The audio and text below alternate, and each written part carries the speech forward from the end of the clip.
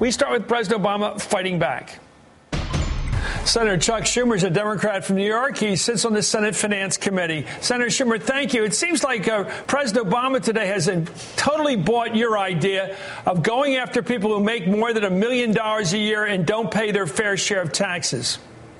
Well, I think it's a good thing. Most Americans believe that at least on the highest income people who make over $1 million, that those taxes should not go down with the Bush tax cuts and maybe should even be a little bit higher. This is the one part of our economic spectrum that's done extremely well over the last 10 years.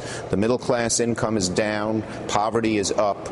Even upper middle class people have stayed flat, but the very, very wealthy have done extremely well, and they should do their share. They don't care about Medicare or Medicaid or student loans. This is the way they can help. The Buffett rule, making sure that people in the very high income brackets pay the same percentage as people in the middle classes pay. How do you do that? How do you bring that fight to the country and win? Oh, I think if the president should bring it to the country, and I believe he will win. And that's something that I've believed for a long time. I believed it back in December. The bottom line is 59% of Republicans think very well-to-do people should pay more in taxes. And you just have a small group that dominates the Republican Party apparatus that's against this. But the American people, liberal, moderate, and conservative, are not against it. They're for it. So if you go to the country, you will never get this done by simply asking Republicans to do it. But if you go to the country and change people's minds, you can get it done. And I think that's what the president will relish doing over the next month. Do you think the public knows that the top 1% of the country make 20% of the income?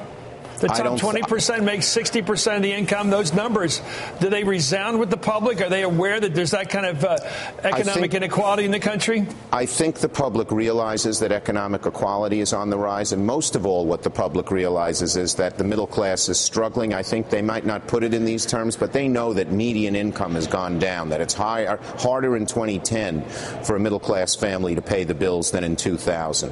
But they do know that the people at the highest end have done very, very well.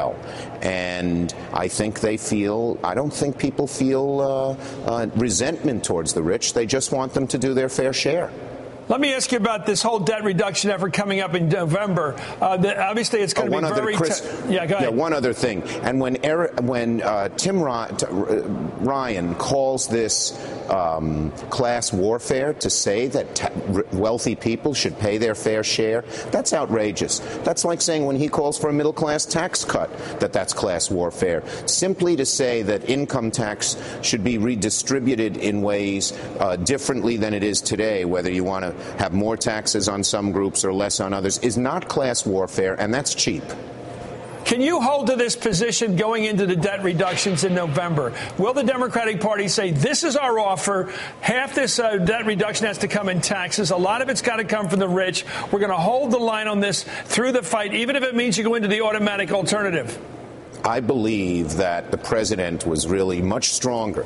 I thought the speech he gave today was his best yet. I think he went home, this is my own speculation, of course, but I think he thought about things in August and said he has to draw more differences between who's stopping things and who's for things.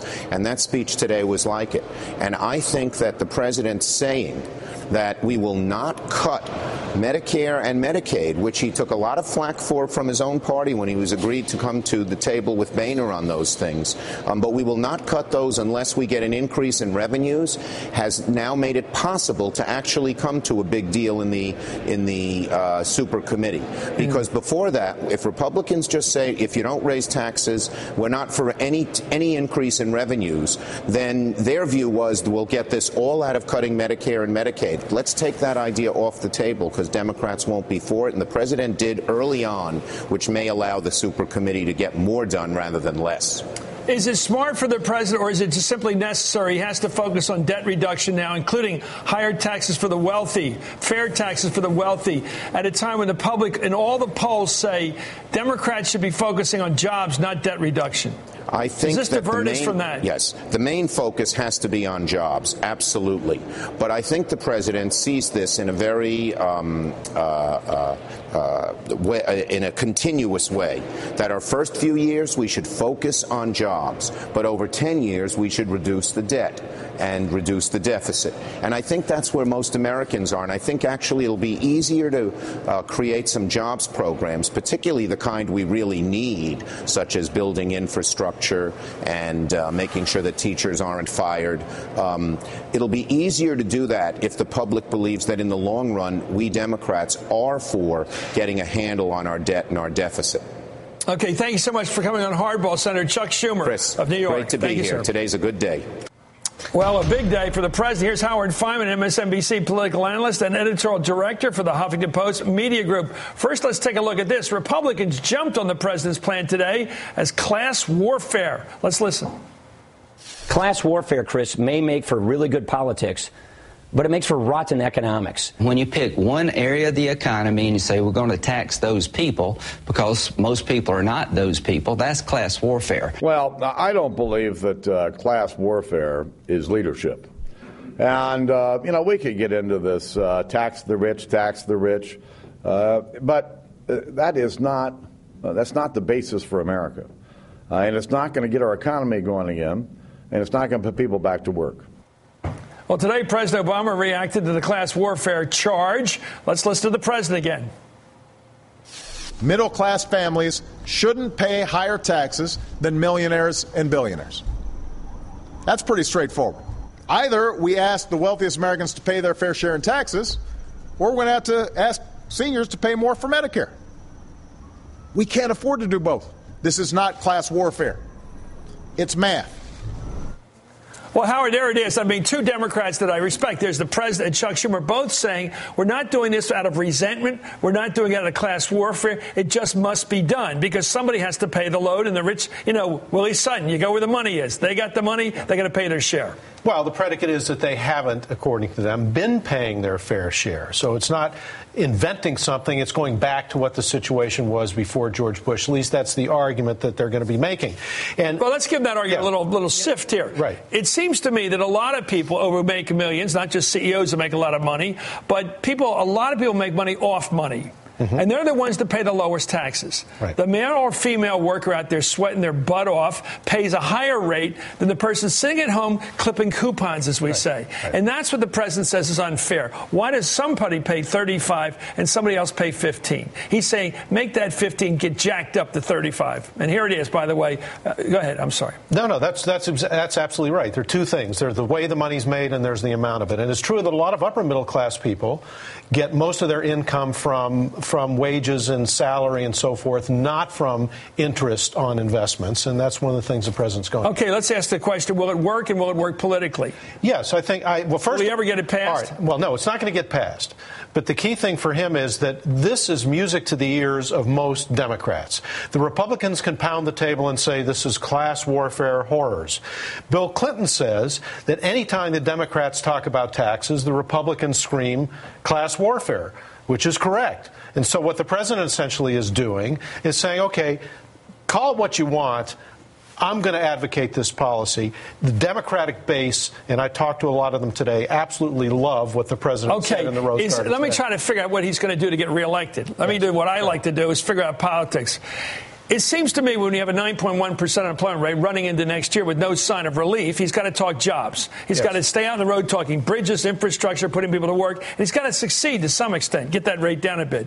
And also he has to come up with some other part of it to say he's trying to deal with the debt issue, which is the tax thing on the rich, right? Yes. How much is he going to modulate the two of them? Is it going to be mostly jobs, just enough taxing the rich to keep the left happy, or what? No, I think he's got to make the connection between the two. You do it.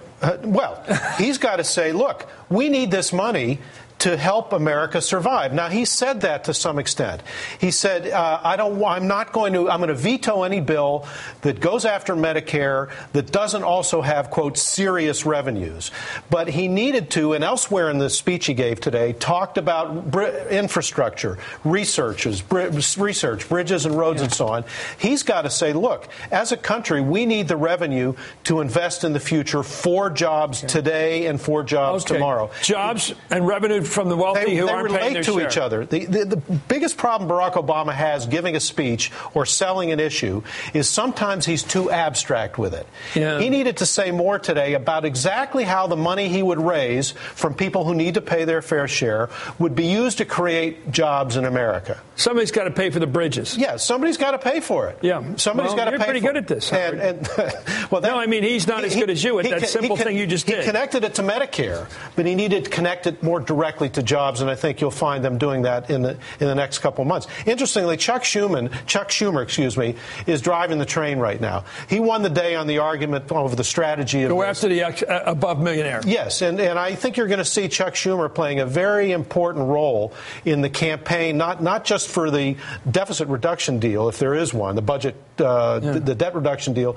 but in the Obama campaign to come. Fascinating, because he's going to deal with the Wall Street constituency as well. That's his. That is his, but he's going to punch those guys in the nose while he's doing this. He's going to give the president political protection to go after Is it fair to say that going after the rich and their money and working on getting jobs for regular people, he's decided he's going to live with the hatred of business?